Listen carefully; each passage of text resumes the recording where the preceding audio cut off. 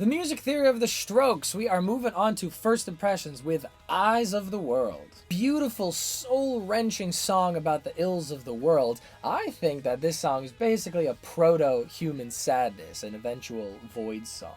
Today we are going to focus mostly on the guitar solo, but please let me know if there's other parts of this song that you really want me to talk about. To fully understand this guitar solo, we need to understand the difference between diatonic notes and chromatic notes.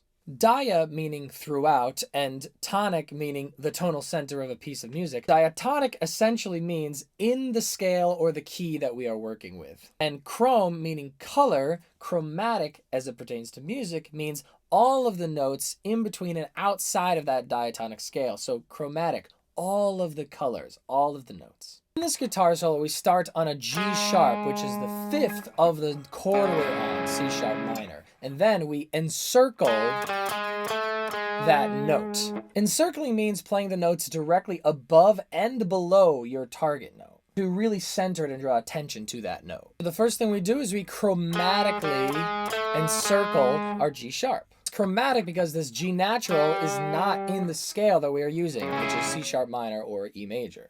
If we diatonically encircled our G sharp, it'd sound like this.